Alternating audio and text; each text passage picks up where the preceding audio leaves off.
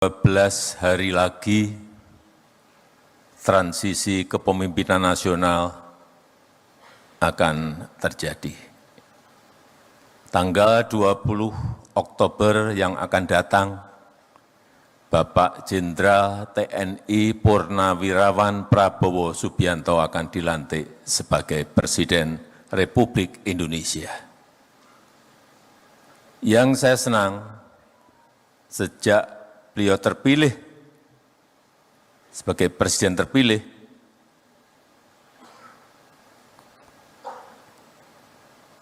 persiapan menuju ke pelantikan itu betul-betul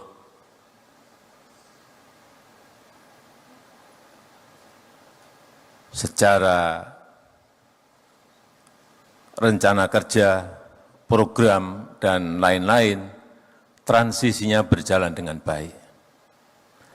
Hampir di setiap rapat paripurna, rapat terbatas apapun topiknya, Pak Prabowo selalu hadir. Kalau sebelumnya hanya untuk urusan pertahanan, tapi setelah menjadi presiden terpilih, di semua rapat terbatas, rapat paripurna selalu hadir, sehingga rencana-rencana untuk program unggulan yang akan dilaksanakan oleh Presiden Prabowo itu betul-betul disiapkan dengan baik dengan menteri-menteri yang sekarang. Sebagai contoh, untuk RAPBN 2025, saya enggak tahu berapa kali pertemuan Pak Prabowo dengan Menteri Keuangan Ibu Sri Mulyani. Hampir setiap minggu, hampir setiap hari bertemu untuk mempersiapkan itu. Artinya apa? Seperti tadi yang disampaikan Pak Enggar, transisi kepemimpinan ini akan berjalan dengan lancar, insya Allah mulus, sehingga setelah dilantik, Presiden dan seluruh kabinet langsung bisa bekerja dengan cepat melaksanakan program-program yang ada, tanpa ada jeda. Saya 2014 butuh waktu 1 sampai 1,5 tahun untuk mengkonsolidasi. Artinya 1 sampai 1,5 tahun waktu kita hilang. Karena itu saya sangat senang sekali proses transisi kepemerintahan ini, kita harapkan yang tinggal 12 hari berjalan dengan baik dan berjalan dengan mulus. Karena transisi kepemerintahan yang berjalan dengan baik dan mulus itu penting untuk menjaga optimisme kita semuanya, untuk menjaga stabilitas, baik itu politik maupun ekonomi. Tetapi meskipun sekarang ini, kalau cerita mengenai optimisme itu nggak ada yang tepuk tangan.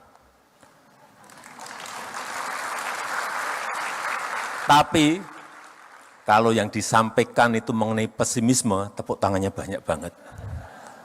Panggung kita memang masih seperti itu. Begitu kita berbicara optimisme, enggak ada yang tepuk tangan. Tetapi kalau kita menyampaikan pesimisme, negativisme, tepuk tangannya kencang banget. Dan baru laku sekarang ini.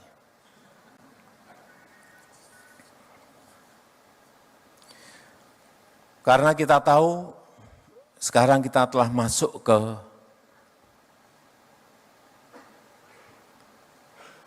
abad Asia. Pergeseran dari barat menuju ke Asia. Growth pertumbuhan ekonomi juga bergeser semuanya ke Asia. Dan diprediksi, diperkirakan di Asia nanti akan ada 3 kekuatan ekonomi baru. superpower ekonomi, 3 negara yang diperkirakan.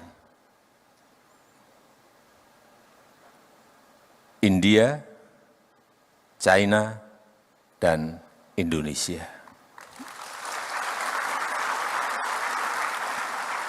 Sekali lagi, ketiganya ada di Asia. Tapi hati-hati untuk menuju ke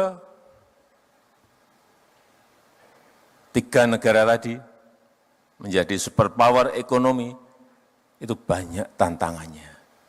Banyak syarat-syarat yang harus dilalui. Oleh sebab itu, optimisme itu penting. Menjaga optimisme itu penting. Download Tribun X sekarang, menghadirkan lokal menjadi Indonesia.